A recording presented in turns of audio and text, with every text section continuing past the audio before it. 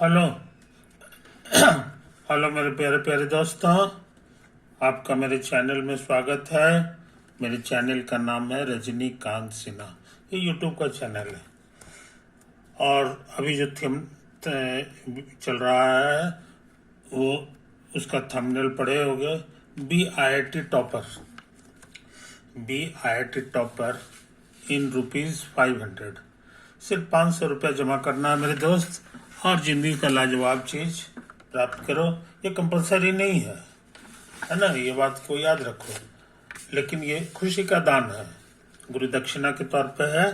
ये रजनीकांत सिन्हा नाम हो गया, और ये बैंक का कोड है, और ये हमारा अकाउंट नंबर है ना। इसी में ट्रांसफर कर दो 500 रुपया कम से कम।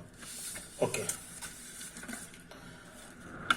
अब हम चाहते हैं कि ये जो हमारा लेक्चर है, ये लेक्चर नंबर 198 है, 198 है ना। और सीरीज चल रहा है P+M। P means physics. Physics का क्वेश्चन हम बना रहे हैं, यही तो बात है। तो तुम इसमें जानना चाहोगे कि इस वीडियो में हम क्या करने जा रहे हैं। इस वीडियो में हम क्या करने जा रहे हैं ये तुम जानना चाहोगे, है कि नहीं। तो देखो, हम कुछ क्वेश्चन जो है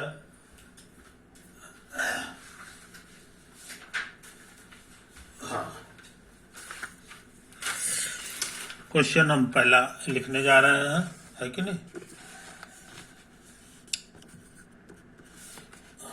ये गॉस लॉ का एप्लीकेशन है। एप्लीकेशन ऑफ गॉस लॉ, है ना। गॉस लॉ क्या था, याद होगा। ये हमारा कोई क्लोज सरफेस है, क्लोज्ड सरफेस। चार्ज जो है कुछ इसके अंदर है और कुछ इसके बाहर भी है ना। 1 है, 2 है, 3 है, 4 है, 5 है, 6 है, ETC बहुत सारे चार्जेस है। अब हम इस पे जो है एक छोटा सा एरिया ले रहे हैं, है ना। इस एरिया को हम लोग कहेंगे DS, है ना। और इसका डायरेक्शन किधर है, तो नॉर्मल की ओर है। इसका नॉर्मल किधर है, तो हम इसी तरह से बना दे रहे हैं। यही तुम्हारा यूनिट नॉर्मल है टू द सरफेस। आउटवर्ड बाहर की ओर है ये जी। अच्छा, अब ये इतने सारे चार्ज के कारण यहाँ पे फील्ड भी होगा, तो उस फील्ड को जो है हम लोग रिप्रेजेंट कर दें इससे। मान लो यही तुम्हारा फील्ड है, ये फील्ड हो गया। 2 वेक्टर तुम्हारे पास हो गया, है ना।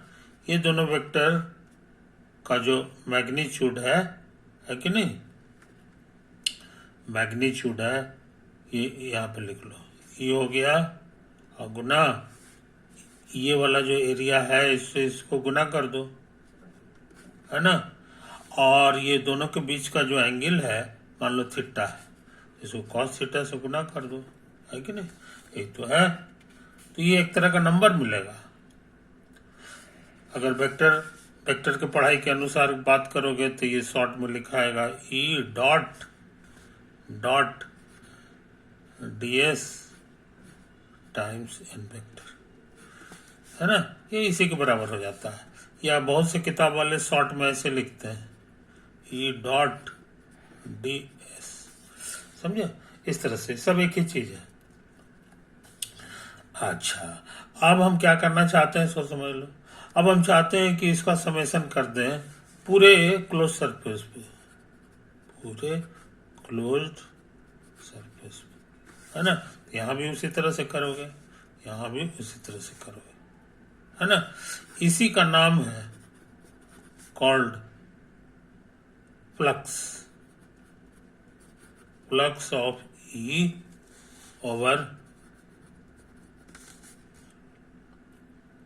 over the closed surface, closed, यही हम लोग बोलते हैं। इसको रिप्रेजेंट किया जाता है कैपिटल फाई से, it is represented by capital phi. ये फ्लक्स के लिए स्टैंडर्ड सिंबल है ये चीज।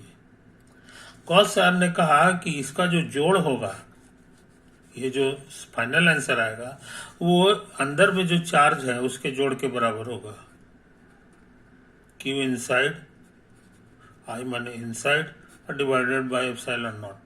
कहने के माने ये 1 नंबर प्लस 5 नंबर और प्लस 6 नंबर, ये सब अंदर में है। और इसी को जोड़ो और जोड़ने के बाद एप्सिलॉन नॉट से भाग दो। तो ये आसान चीज है और ये काफी डिफिकल्ट चीज है। तो काफी डिफिकल्ट चीज का आंसर बहुत छोटा आ रहा है। यही कहना है किसका? गॉस थ्योरम का। या गॉस थ्योरम चाहे गॉस लॉ सब एक ही चीज है, समझे? तो ये बहुत पावरफुल नियम है, बहुत पावरफुल। इसी नियम का हम इस्तेमाल करने जा रहे हैं, है कि नहीं? तो तुमको समझाने के लिए फिर इसी तरह से बहुत सारे चार्जेज हैं। Q1 है, Q2 है, Q3 है, Q4 है कि नहीं? ये सब बहुत सारे चार्जेज हैं, समझे? ये मान लो कि Q है। आइए हम जानबूझ करके पॉजिटिव मान रहे हैं, समझे? एक तो है कहानी। नंबर दे दो, 4 हो गया, इसको 5 कर दो, इसको 6 कर दो और इसको Q कर दो, समझे? कोई दिक्कत नहीं।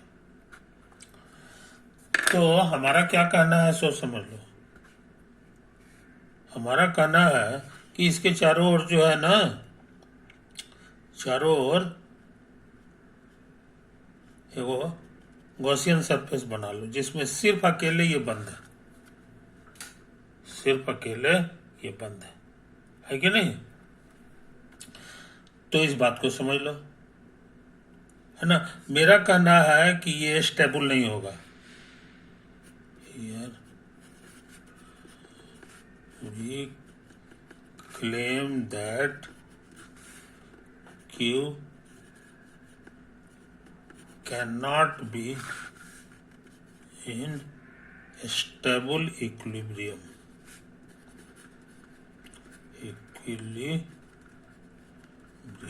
समझे? ये स्टेबल इक्विलिब्रियम में नहीं हो सकता। इक्विलिब्रियम में हो सकता है लेकिन स्टेबल नहीं होगा, कैन नॉट बी इतना होगा, समझे कि नहीं? एग्जाम्पल के तौर पे समझ लो,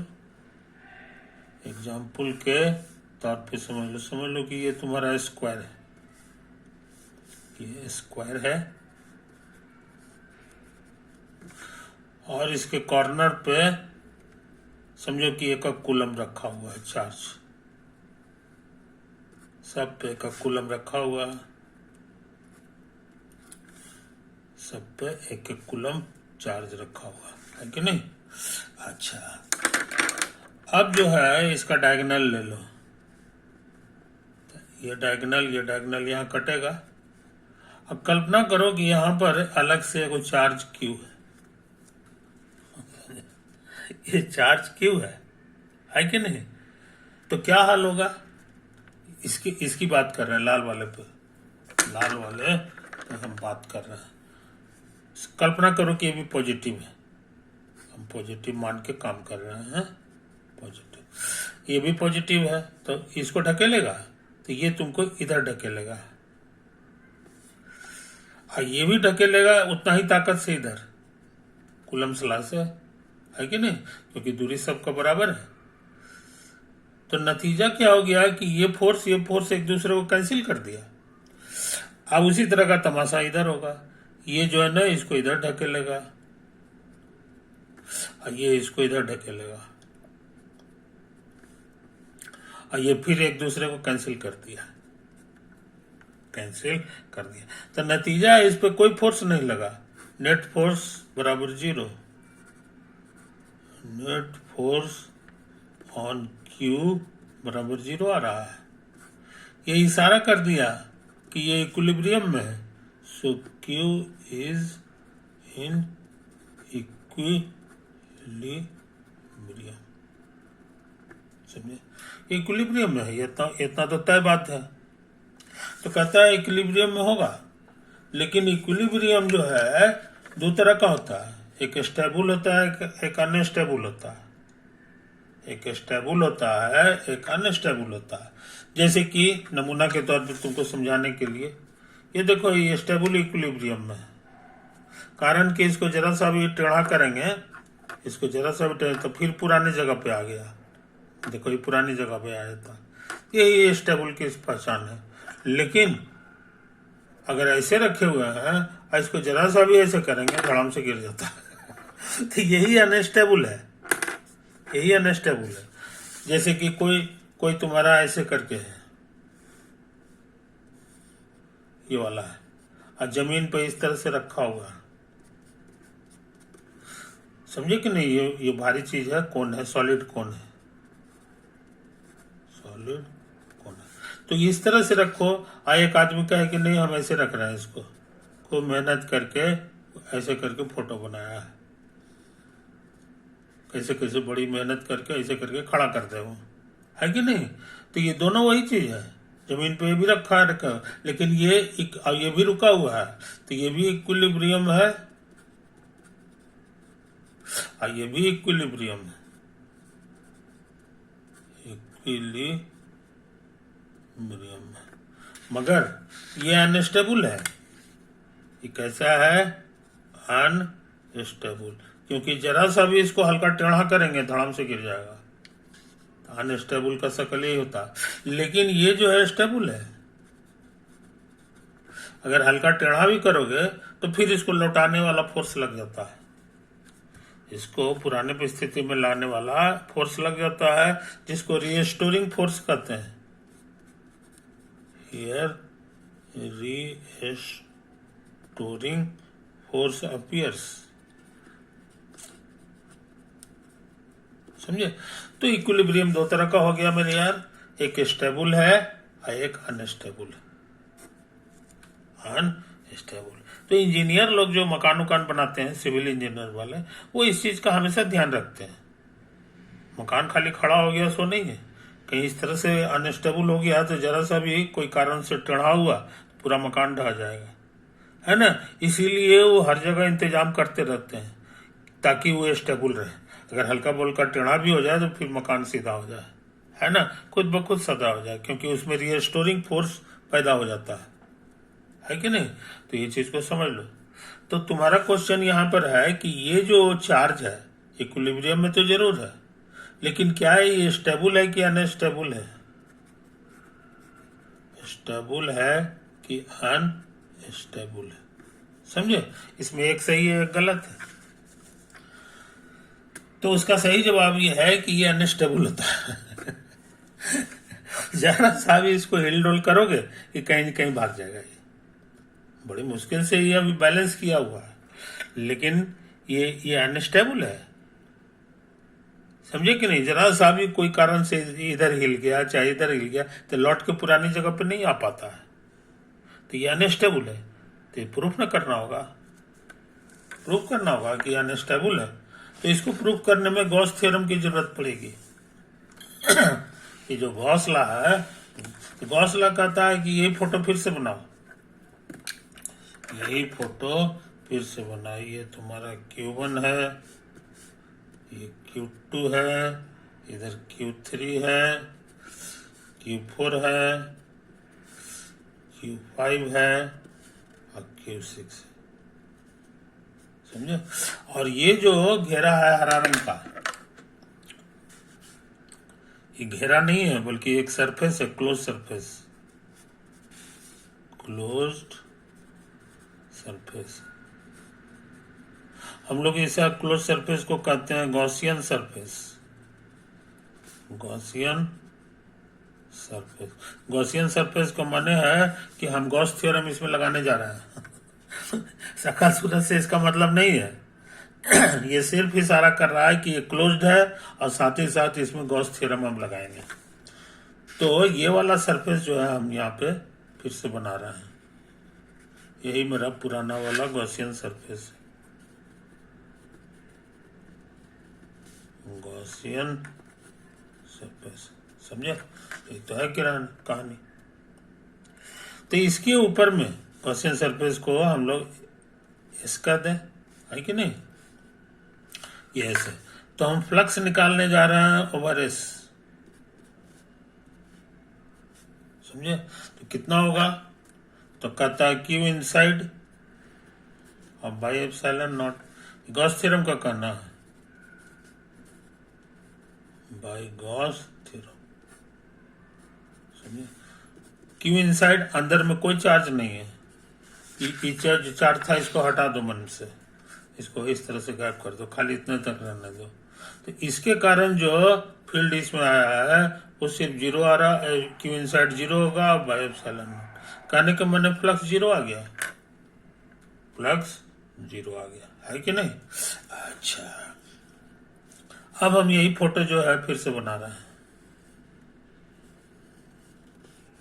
ये फोटो हम फिर से बनाने जा रहे हैं, समझे?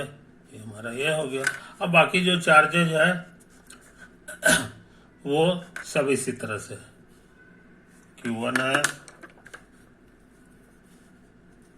Q1 है, Q2 है, Q3 है कि नहीं?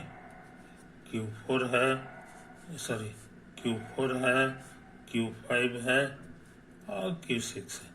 इसी तरह से जहां तहां बना दो। अच्छा, ये नहीं भूलो कि इसके अंदर पहले कौन सा था? पहला Q भी था शुरू में, है कि नहीं? और बढ़िया से समझ लो, बढ़िया से समझ लो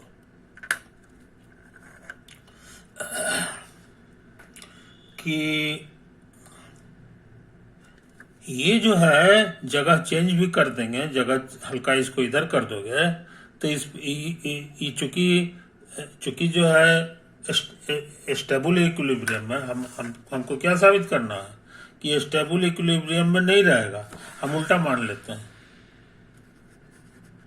if not otherwise suppose Q is in unstable ने साबित करना था हमको, स्टेबल इक्विलिब्रियम मान लो, इसको उल्टा मान लो, स्टेबल इक्विलिब्रियम। स्टेबल इक्विलिब्रियम मतलब होता है कि रिस्टोरिंग फोर्स लगेगा, तो ये थोड़ा बहुत घसकाओगे भी तो इसको रिस्टोरिंग पुराने जगह लाने के लिए इधर फोर्स लगेगा ताकि इसको पुरानी जगह पे ले आए, समझे कि नहीं? ये और तो यहाँ पर फील्ड का डायरेक्शन हमको मालूम हो गया, और यहाँ पर तमाशा देखो बढ़िया से, तो देखो कि यहाँ पर आउटवर्ड नॉर्मल फोर्स का डायरेक्शन इधर है और इधर तुम्हारा फील्ड है, और ये दोनों का डॉट प्रोडक्ट करना पड़ता है। तो डॉट प्रोडक्ट करोगे, ऐसे ऐसे करोगे तो ये ऑब्ट्यूस एंगल है, ऑब्ट्यूस रहने से डॉट प्रोडक्ट निगेटिव हो जाता है। सो ई डॉट एन जो निकालेंगे है ना, इनटू डीएस, डीएस जो निकालेंगे ये हमको निगेटिव आने वाला है, समझे? तो इसका सारे निगेटिव को जोड़ेंगे तब भी हमको निगेटिव ही आएगा। E dot n dot dS is negative. यहाँ पर भी वही हाल है, अगर इधर घसका दोगे तो फिर ये स्टीयरिंग फोर्स इधर ले आएगा और नॉर्मल फोर्स तुम्हारा इधर है, तो फिर ऑब्ट्यूस एंगल आ गया, है कि नहीं? तो बात सारा निगेटिव है। तो ये साबित कर दिया कि फ्लक्स इज निगेटिव, ये साबित कर दिया कि फ्लक्स निगेटिव होगा यहाँ पर, समझे कि नहीं? कोई दिक्कत? मगर यहां हम क्या देखे थे कि फ्लक्स क्या आएगा? जीरो आएगा, और यहाँ फ्लक्स जो है वही एस के ऊपर में निगेटिव आ रहा है। This is a contradiction, this is a contradiction, विरोधाभास आ गया, इसीलिए साबित हो गया, समझे? हम उल्टा मान के चले थे, उल्टा मान के तो हमको कंट्राडिक्शन से भेंट हो गया, है कि नहीं? फ्लक्स हम लोग निकाले, दो तरह से निकाले हैं। एक बार जो है गॉस थ्योरम से निकालें तो गॉस थ्योरम का तो 0 आएगा। और यहाँ स्टेबल इक्विलिब्रियम इसको मान के हम लोग काम किए, समझे कि नहीं। तो इसमें रिस्टोरिंग फोर्स पैदा हो, तो वो इशारा करता है कि फील्ड जो है और नॉर्मल के बीच का एंगल ऑब्ट्यूस होगा। ऑब्ट्यूस होने से डॉट प्रोडक्ट निगेटिव आएगा, यानी फ्लक्स निगेटिव आ रहा है, समझे कि नहीं। इस तरह से ये खतरनाक काम हम लोग कर चुके इस तरह ये साबित हो गया कि ये कभी स्टेबल नहीं रह सकता। इसलिए अगर स्टेबल हो भी गया है चार्ज, हल्का फुल्का भी कसूर करोगे, इसको हिला दोगे, तो फिर गया काम से, फिर जो है ये दूसरी जगह भाग जाएगा। यही हम लोग सीखे, ये हम लोग सीखे, है कि नहीं। तो इन बातों को समझ लो मेरे यार, इन बातों को समझ लो। तो ये इसी मायने में इलेक्ट्रिकल फील्ड जो है वो ग्रेविटेशनल फील्ड से अलग चीज है। ग्रेविटेशनल फील्ड में इसको रखते हैं, धरती खींच रही है तो कभी स्टेबल भी हो जाता है, कभी अनस्टेबल भी हो जाता है, ये दोनों चीज होते रहता है ग्रेविटी में। लेकिन इलेक्ट्रिकल फील्ड में जो है कभी भी स्टेबल नहीं आएगा, हमेशा अनस्टेबल रहता है ना। तो ये बहुत लाजवाब चीज सीखे हो। आइए चीज का पता, इसको साबित करने में कौन थ्योरम मदद किया, ये गॉस थ्योरम, इसीलिए ग्रेट मैन था, है ना। और बस तो हम सोचते हैं कि इस वीडियो के यहीं पे दी एंड कर दें।